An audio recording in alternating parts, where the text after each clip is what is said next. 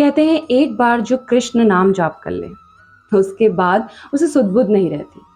और ये तब तक ही होता है जब तक भक्त पे कोई कष्ट ना आए।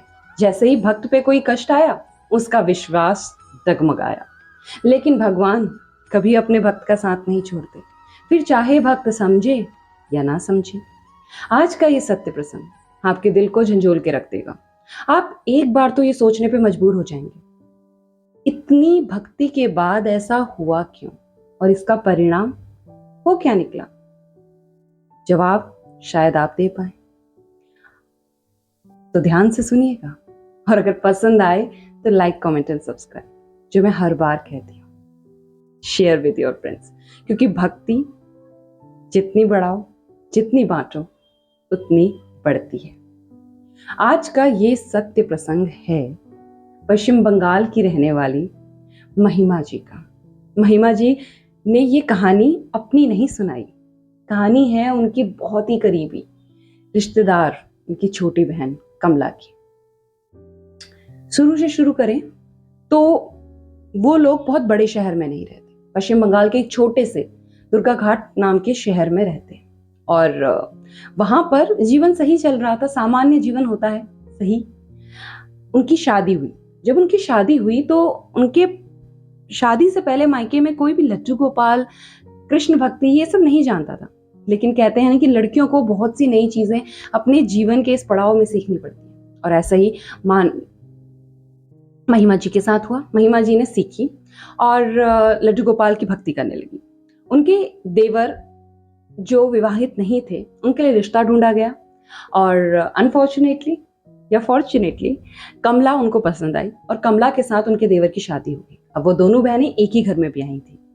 कमला थोड़ी सी लेजी थी और काम वाम में उसका ज्यादा मन नहीं लगता था। ऐसा शादी से पहले था। शादी के बाद जब उसने लड्डू गोपाल की भक्ति होते देखा तो ऐसी भक्तन बनी कि अपनी सास को भी फेल कर दिया। अब सास से ज्यादा पूजा पाठ करती और उससे अच्छी पूजा पाठ वो कहती शायद कोई करता ही नहीं था घर में। दिल लगाकर लड्डू गोपाल की भक्ति में रमी रहती, मगर शायद नियति को ना कुछ और ही मंजूर था। और फिर उसके परिणाम इतने दर्दनाक निकलेंगे ये तो मैंने भी नहीं सोचा था। वो आगे कहती हैं कि भगवान की कृपा से उनकी 3 बेटियां और 2 बेटे हुए कमला के। और कुछ समय बाद आपस में बातचीत करके वो लोग अलग अलग हो गए। अब कमला अपने बच्चों लड्डू गोपाल और अपने पति के साथ अलग रहा करती, मगर खुशी खुशी अलग हुए थे। तो बहनों का आपस में अच्छा मेल जोल था, सब कुछ सही चल रहा था यहां तक कहानी में। अचानक से कहते हैं ना कि जिंदगी कहां कब मोड़ ले ले कुछ पता नहीं, ऐसा ही होता है। कमला भगवान की भक्ति में इतनी थी कि उसे अपने परिवार की भी सुध बुध न रहती। चाहे कुछ भी होता वो भक्ति करना ना छोड़ती। कभी कभार उनके पति से इस बारे में बहस भी हो जाती कि क्या तुम कर्म क्यों नहीं करती हो, तुमने सुना नहीं है कि पहले कर्म करने चाहिए, पहले अपने बच्चों को देखो। लेकिन भक्तन के समझ में कुछ आए तब ना। वो कहती थी आप कुछ भी कह लीजिए, ये भक्ति कम ना होगी, फिर चाहे कोई भी छूटे। ऐसी भक्ति में थी। एक दिन ऐसे ही दोपहर का समय था, खाना बना रही थी कि उन्हें एक फोन आया। फोन में क्या होने वाला है इससे वो अनजान थी। उसने फोन उठाया और रिसीवर जैसे हाथ से छूट गया। बेहोश होने लगी, जैसे तैसे खुद को संभाला और फोन में जो एड्रेस बताया गया था वहां पहुंची। जब वो वहां पहुंची तो उसने देखा, और जो देखा उसने उसकी पूरी दुनिया उलट पुलट कर दी। उसने देखा कि उनके पति अब इस दुनिया में नहीं है। उनका एक्सीडेंट हो गया था दुकान से आते वक्त मोटरसाइकिल का, और किसी ने फोन करके यही इन्फॉर्म किया था कि इस अस्पताल में आ जाइए, आपके पति की हालत थोड़ी गंभीर है। और गंभीर ना थी, अब वो इस दुनिया में ही ना थे। एक लड़की के लिए, एक औरत के लिए ये सदमा शायद ही इससे बड़ा कोई सदमा हो। अब उसका संसार उजड़ गया था। उसकी बड़ी बेटी की शादी हो चुकी थी, सब कुछ सही था तब तक, लेकिन अब पति ना रहे। छोटी बेटी का रिश्ता तय हुआ था, वो टूट गया। और उससे छोटी बेटी थोड़ा पापा की मृत्यु के बाद मानसिक हो गई। इतनी मानसिक हो गई कि उसने एक बार सुसाइड करने का भी अटेम्प्ट किया। और तो और एक एक करके इतनी परेशानियां उनके जीवन में आने लगी कि समझ ना आया ये परेशानी आ कहाँ से रही है और इसका कारण क्या है। यहाँ तक कि उनके जो दोनों बेटे थे एक दिन छत में ऐसे ही खेल रहे थे, क्या कह लीजिए, खेलते खेलते भाई बहन लड़ ही पड़ते हैं, लड़ पड़े और दोनों ही एक साथ छत से गिर गए, जिसकी वजह से एक भाई के जांघ की हड्डी में चोट आई और दूसरे भाई की कमर में। जो भाई की कमर में चोट आई अब वो खड़ा ना हो सकता और दूसरा भाई भी बेड पे ही था, चाहे कुछ समय के लिए। अब देखिए, एक भक्त के जीवन में जब इतने कष्ट आ गए तो भक्त अब भक्ति में ना था। उन्हें लगता था कि मैंने क्या ना किया इस भगवान के लिए, जो उसने मुझे रिटर्न में ये सब कुछ दिए। मैंने तो किसी के लिए कभी गलत किया ही नहीं, किया छोड़िए सोचा ही नहीं।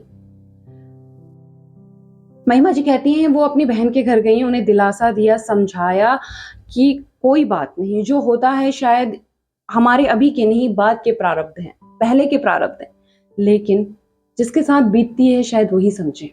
कमला ने कहा मुझे कुछ समझ नहीं आता, मैंने अपने भगवान को पूजा, पूरी शिद्दत से पूजा और ये सब बहुत गलत हुआ, अब मैं लड्डू गोपाल की पूजा नहीं करूंगी। जब उन्होंने ये सुना तो महिमा जी कहती हैं कि मैं एक बार के लिए सकबका गई कि इतनी पूजा पाठ करने वाली महिला आज ऐसी बात कर रही है। वो कहती हैं उन्होंने उन्हें खूब समझाया, अपने घर लेके गई, बच्चों की देखरेख की, कोशिश की कि सब कुछ सेटल हो जाए और धीरे धीरे ही सही सब कुछ एक सामान्य परिस्थिति में आ जाए, मगर चीजें बिगड़ती जा रही। कमला की बेटी जो मानसिक तौर पर थी, उसने एक बार सुसाइड करने का भी कोशिश किया। वो तो अच्छा था कि कमला अचानक से कमरे में पहुंच गई, वरना वो कहती हैं कि मेरी वो बेटी भी ना रहती। महिमा जी कहती हैं दिन प्रतिदिन हालत बद से बदतर होती जा रही थी। कमला को अब कोई सूध बूध ना रहती, वो किसी से ढंग से बात ना करती। पति के जाने के बाद अब वो गुमसुम हो गई थी, जितनी जरूरत होती थी उससे भी कम बात किया करती थी। अब हमें समझ नहीं आता था कि हम उसे समाज सब सिखाएं या फिर धर्म या भक्ति जो वो पहले किया करती थी। उन्होंने कहा कि तुम लड्डू गोपाल की भक्ति करते रहो, भगवान कभी किसी का भला भला या बुरा बुरा तो बिल्कुल नहीं करता। लेकिन नहीं, कमला ने और तो और एक कपड़ा लड्डू गोपाल के मुंह पे डाल दिया काला, और कहा अब इसे कोई नहीं हटाएगा, और अपने घर अपने बच्चों को लेके चली गई लड्डू गोपाल के साथ। तभी अचानक से महिमा जी कहती हैं कि एक दिन उन्हें एक फोन आया तो वो भागकर अपनी बहन के घर गई, कमला के, और उन्होंने देखा कि उनकी बहन अब इस दुनिया में नहीं है। लड्डू गोपाल के मुंह के ऊपर से कपड़ा हटा हुआ है। जब उन्होंने उनकी बेटी से पूछा कि क्या हुआ, उनकी बेटी ने कहा मैं नहीं जानती, क्योंकि मैं तो बाहर गई हुई थी, जो मानसिक तौर पर थी वो सो रही थी, तो ये तो हम नहीं जानते क्या हुआ। मगर अब सवाल का जवाब देने वाला कोई न रहा। लड्डू गोपाल और कमला दोनों ही अब नहीं बोलते। कहते हैं कमला का पोस्टमार्टम हुआ, महिमा जी ने बताया, और उसमें हार्ट अटैक निकला। वो अटैक दिल की धड़कन बढ़ने की वजह से हुआ। वो धड़कन क्यों बढ़ी, कैसे बढ़ी, इस सवाल के जवाब अब किसी के पास ना थे। हालांकि अभी भी हम यही मानते हैं, यहाँ तक कि मैं तो बहुत ही विश्वास करती हूँ, मैं मानती हूँ कि मेरा भगवान गलत नहीं होने देता। मगर यहाँ क्या परिस्थिति थी, उस सवालों के जवाब कभी नहीं मिलते। अब महिमा जी कहती हैं कि दोनों बच्चे मैंने लड़के अपने पास रखे हैं, रिकवर हो रहे हैं, ठीक है। बेटियों में से बड़ी बेटी की शादी हो गई है और दूसरी वाली का इलाज चल रहा है। हालांकि चीजें हमारे लिए भी बहुत ज्यादा सिंपल नहीं है, मगर कोशिश यही है।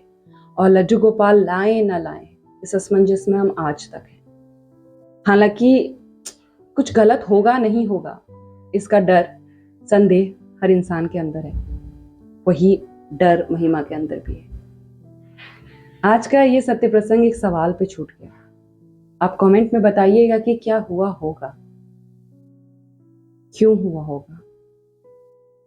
तब तक मैं एक अच्छे से सत्य प्रसंग के साथ दोबारा लौटूंगी, और यही कहते हुए जाऊंगी कि अपना ख्याल रखिए, लड्डू गोपाल की भक्ति में, कृष्ण की भक्ति में रमे रहिए, क्योंकि ये तो एक छोटा सा किसी के जीवन का प्रसंग था जो होना था।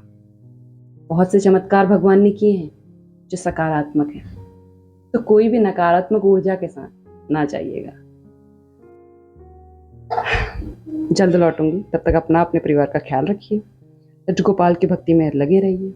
और कमेंट में लिखते हुए जाइएगा। श्री कृष्णा, राधे राधे।